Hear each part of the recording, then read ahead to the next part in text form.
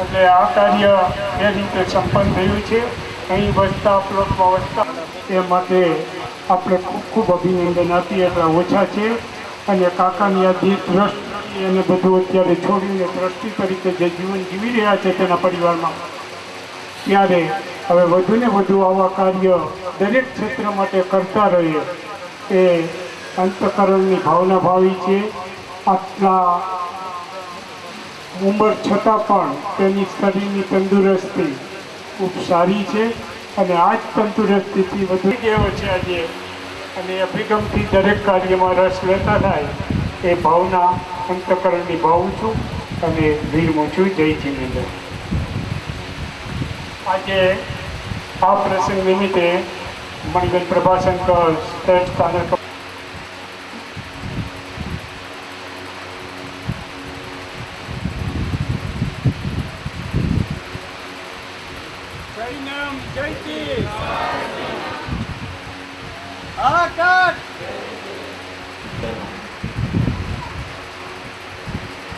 જે ઉપાશ્રયનું નિર્માણ થયું છે એ ઉપાશ્રય કેટલા પુણ્યનું બંધી પુણ્યનું ઉપાર્જન કરશે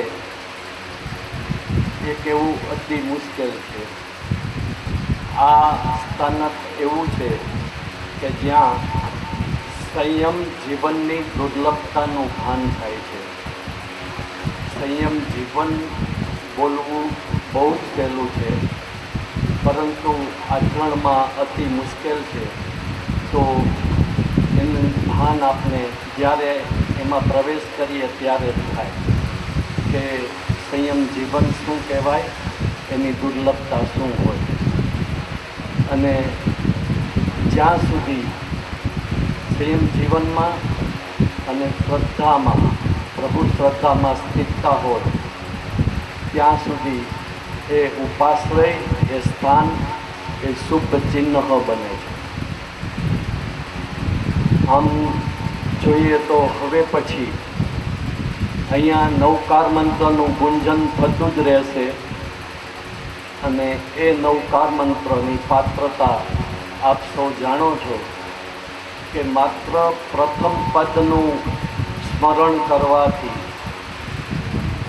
મન, પ્રાણ, મંત્ર, દેવ, ગુરુ અને આત્માની એકતા સધાય છે.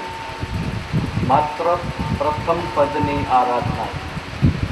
તો આખો નવકાર મંત્રનું ફળ શું હોય તે સમજી શકાય તેમ છે.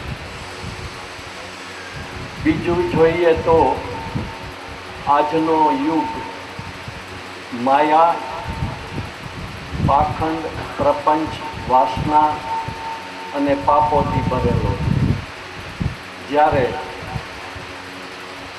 આ સ્થાન એવું છે કે જ્યાં પંચ પરમેષ્ટિનું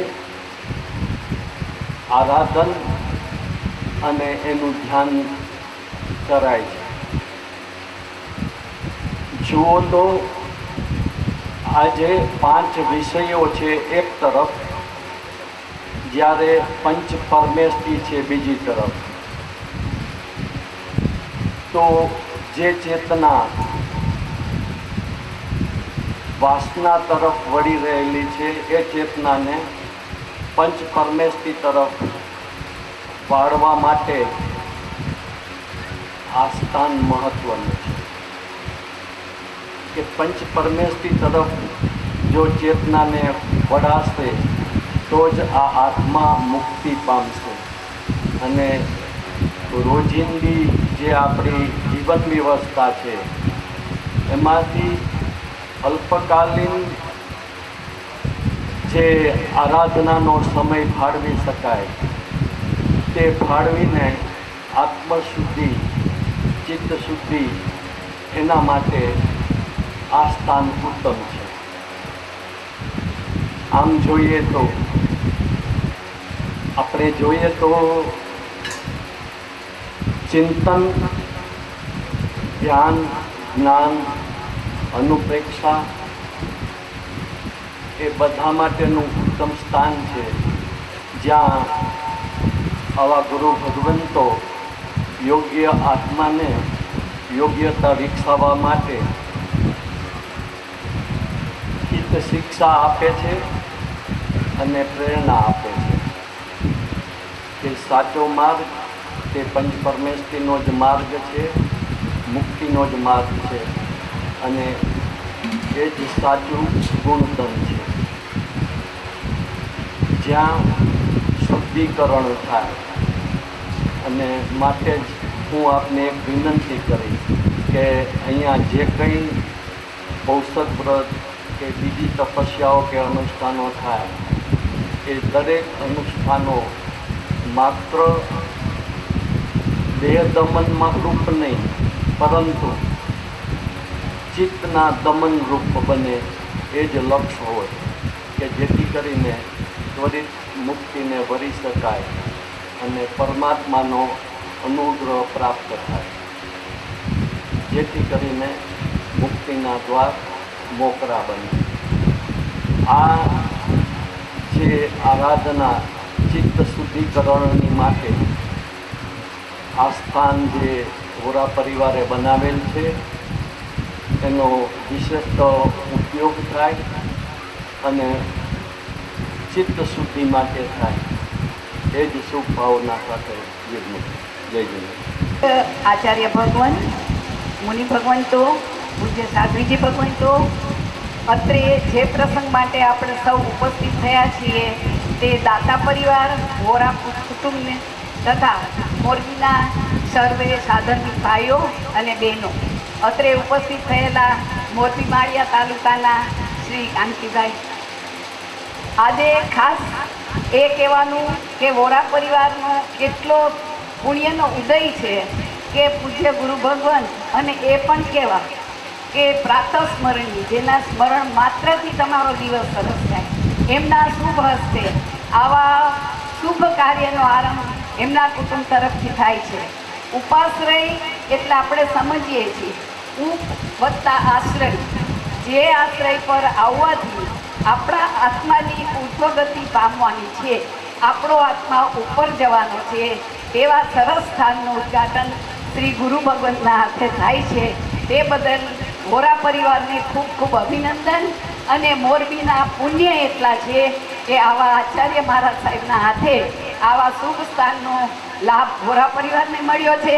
અને એ શુભ સ્થાન સાહેબજી તો ઉદ્ઘાટન કરીને ચાલ્યા જશે, પણ એમની સ્મૃતિરૂપ અહીંયા બિરાજેલ, અહીંયા રહેતા સર્વે સાધુ ભગવાન આવતા જતા અને સર્વ સાધર્મિક ભાઈઓ તથા બહેનો ખૂબ ખૂબ લાભ લે તેવી અંતરની શુભેચ્છા. હું ગુરુ ભગવંત વિશે ફક્ત એટલું જ કહીશ કે આ ગુરુ ભગવંત એવા છે કે ધ્યાન મૂલમ ગુરુમૂર્તિ, જેમનું ધ્યાન એ જ આપણી, જેમની મૂર્તિ એ જ આપણું ધ્યાન હોય. પૂજા મૂલમ ગુરુપાદવ, તેમના ચરણ સ્પર્શ એ આપણી પૂજા હોય. મંત્ર મૂલમ ગુરુ વાક્ય, તેમનું એક વાક્ય આપણે મંત્ર રૂપે મનમાં ધરીએ તો પણ આપણું સ્વર્ગ મોક્ષ નિશ્ચિત છે. અને મોક્ષ મૂલમ ગુરુ કૃપા, જે કૃપા આપણને મોક્ષ તરફ લઈ જાય છે એવા ગુરુદેવની કૃપા જે વોરા પરિવાર ઉપર ઉતરી છે તેમને ખૂબ ખૂબ ખૂબ ધન્યવાદ. અને ગુરુદેવને ખૂબ ખૂબ ખૂબ આભાર કે મોરબીને ખૂબ ખૂબ પાવન કરી અને તે પરિવારને આપે આવો સરસ લાભ આપ્યો છે. તે માટે ખૂબ ખૂબ મોરબી વતી હું ખૂબ ખૂબ ગુરુદેવનો આભાર વ્યક્ત કરું છું. અને અત્રે બિરાજી સમસ્ત જૈન સંઘના સર્વ ભાઈ બહેનોને આમંત્રણ આપું છું કે પરમ દિવસે સવારે શ્રી ગુરુદેવ સુમતીનાથ નગર પધારે છે ત્યારે બને તો સર્વે સાધર્મિક ભાઈઓ તથા બહેનો ગુરુદેવના પ્રવેશમાં હાજરી આપે અને શ્રી સુમતીનાથ નગરને પણ ધન્ય બનાવે. બોલો શ્રીજીનું શાસન દેવ. આત્માને કોટી કોટી વંદન. પૂજ્ય આચાર્ય ગુરુ ભગવત શ્રી ભાવચંદ્ર સ્વામીને કૃપા આજના પાવન પુણ્યકારી દિને પૂજ્ય આચાર્ય ભગવંતના પાવન પગલે કોરાની પવિત્ર ધરા પર એક સુંદર ધર્માલયનું ઓપનિંગ થઈ રહ્યું છે. જ્યાં ધર્મ આરાધના કરવાનું મન થાય તે ધર્માલય, જ્યાં આત્માની ઉપાસના કરવાનું મન થાય તે ઉપાશ્રય, જ્યાં ધર્મ ધ્યાનની ભણી શકે તે ધર્મસ્થાન. આવા પવિત્ર ધર્મસ્થાનકમાં આપણા સંપત્તિ રત્નોના સેવા પરિશ્રમ કરી જીવનને ધન્ય બનાવી. આજના સુંદર ઓરાબાદમાં એક ધર્મસ્થાનનું નિર્માણ કરનાર અભયભાઈ આદિ સમસ્ત ફેમિલીના આ સુંદર પોતાના કાર્ય માટે હું ખૂબ ખૂબ અનુમોદના કરું છું. અભયભાઈ ઘણા વખતથી આ ઈચ્છા હતી ઉપર થઈ બનાવવાની કે આજે સાકાર થયું છે. આ પરિવારની ભાવના ઘરથી પુત્રોત્તર વધતી ગઈ. માતાનું સ્થાન ખૂબ ખૂબ ધર્મ આરાધનાથી ધર્મગમતો રહે એ અને બીજું એ કે પ્લોટ ગામ ગમે તે મંડળમાં જોડાવાની છૂટ છે. અહીંથી બેનો તે પ્લોટમાં ગામમાં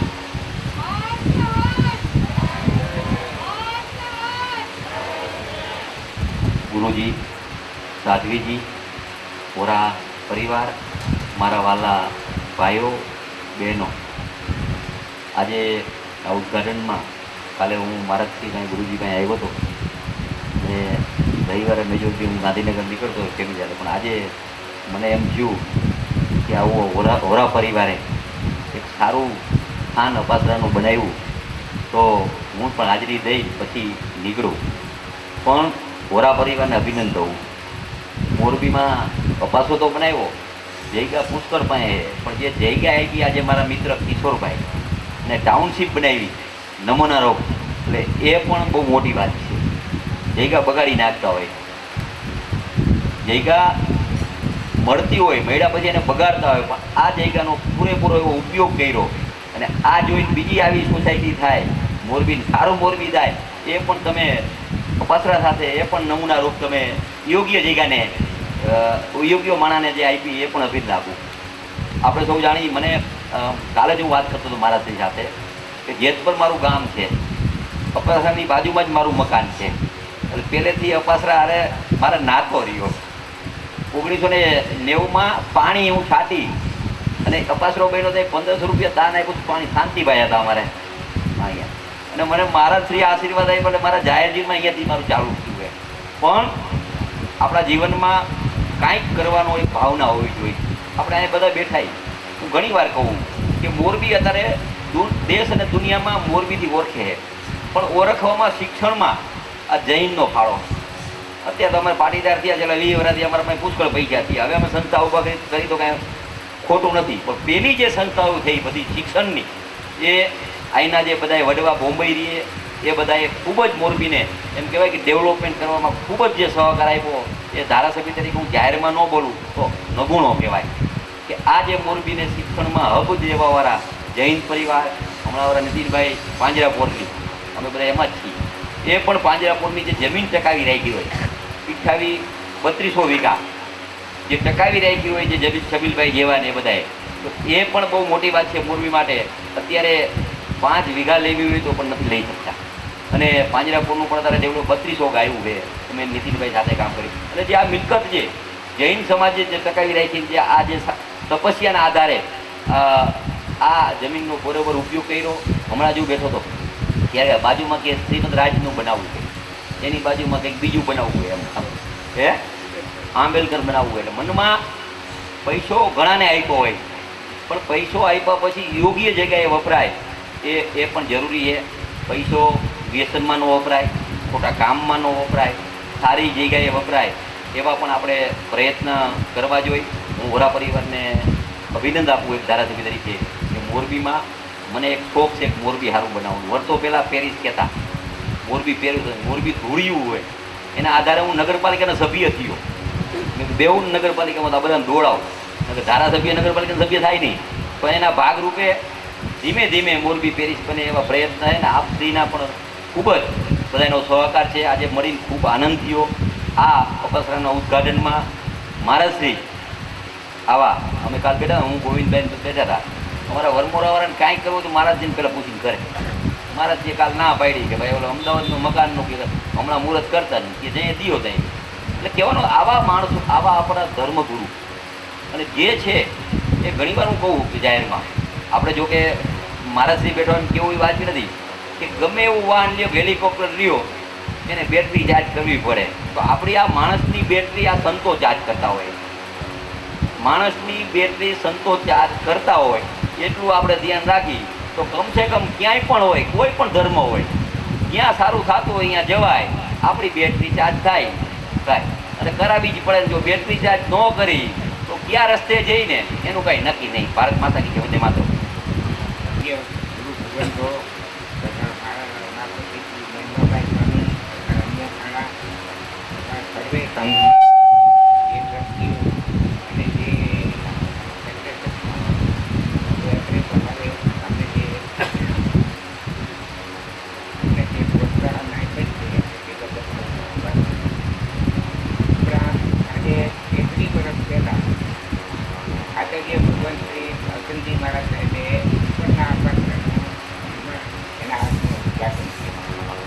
પરંતુ એ જગ્યા જે છે બહુ વિશાળ જગ્યા છે. આ જગ્યા બહુ વધારે ઉપરાંત હાઈટ બહુ વધારે એટલે અહીંયા તો પછી કામ ના આવ્યું. પછી અમારે અપાર બંગલો અમે તૈયાર કરી અને મહારાજમાં